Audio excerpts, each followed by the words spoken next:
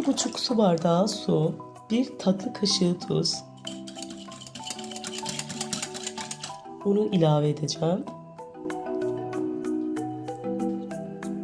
Hamuru toparlamaya geçiyorum. Hamuru toparladım. Toplamda 4 su bardağı un kullandım. Şimdi hamuru tezgaha alıyorum. Bir miktar un serperek hamuru tekrar toparlıyorum. Toplamda 4 tane beze hazırlayacağım.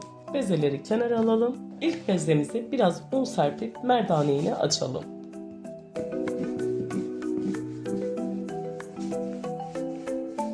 Hamuru açtım, bir tabak büyüklüğü kadar olursa yeterli olacak. Diğerlerini de aynı şekilde açıp hazırlayalım. Toplamda 60 gram tereyağını eritelim. Eriyen tereyağın içerisine yarım çay bardağı sıvı yağ ilave edelim.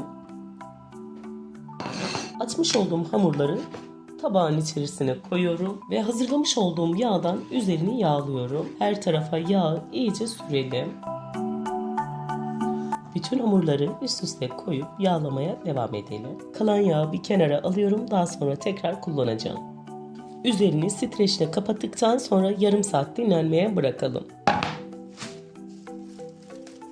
Toplamda 500 gram ıspanak kullanacağım. Ispanakları ilk öncelikle ayıklayalım. Daha sonra da yıkayıp doğramaya geçeceğim. Ispanakları yıkadıktan sonra kök kısımlarını koparıp doğramaya geçeceğim. Böreğin içine sap kısımlarını da kullanacağım. Bundan dolayı bütün ıspanakların hepsini doğrayalım.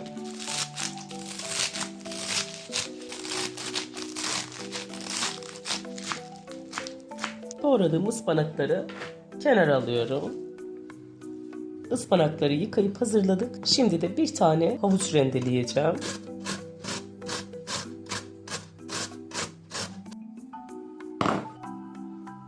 Havucu rendeledikten sonra ocağa geçip iç malzemeyi hazırlayalım. Ocağa almış olduğum tavanın içerisine bir tatlı kaşığına yakın tereyağı ilave ediyorum. Tereyağının pembeleşmesini bekledikten sonra içerisine bir tane küçük boy soğan ilave ediyorum.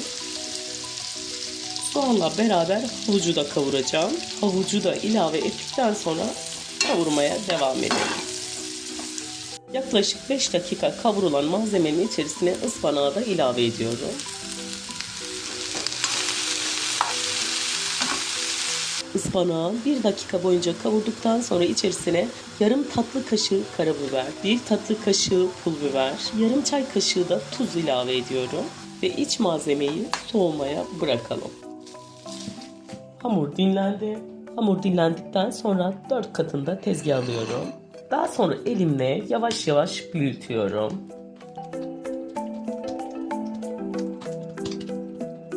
Rulo yapacağım için arkadaşlar ne kadar ince yaparsam o kadar kat kat olmuş olacak. Videomu buraya kadar izleyip bana destek olduğunuz için sizlere teşekkür edebilmem için beni nereden izlediğinizi söylerseniz çok sevinirim.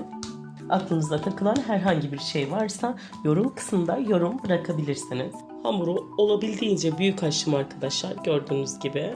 Hazırlamış olduğum iç malzemeyi içerisine dökeceğim.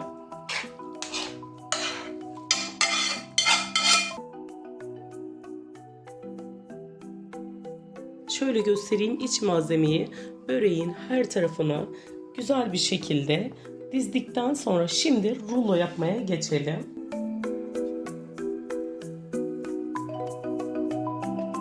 Bu şekilde sarmaya devam edelim. Böreği koskocaman bir rulo halinde sardıktan sonra şimdi kesmeye geçelim arkadaşlar.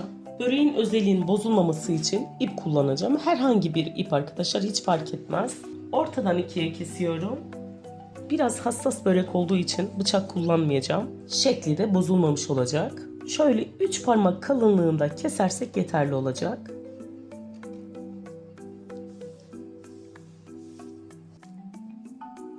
Aynı şekilde diğer parçayı da kesiyorum. Börekleri hazırladıktan sonra tepsiye dizmeye geçelim. Böreği tepsiye dizdikten sonra kalan yağı da üzerine sürüyorum bu şekilde.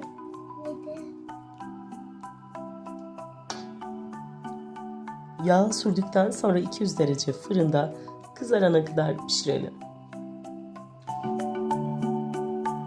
böreğimiz fırından çıktı. Ispanakla hazırlamış olduğum bu nefis böreği mutlaka denemelisiniz arkadaşlar. Şöyle size yakından da göstereyim. İnanılmaz güzel olmuş arkadaşlar. Çıtır çıtır, kat kat. Hala çok sıcak. Ispanakla yapacağınız en güzel börek tarifi diyebilirim sizlere. Mutlaka denemelisiniz. Siz videomun son halini izlerken ben de sizlere veda etmiş olayım. Kanalıma abone olmayı, yorum bırakmayı unutmayın. Başka tariflerde görüşmek üzere. Hoşçakalın.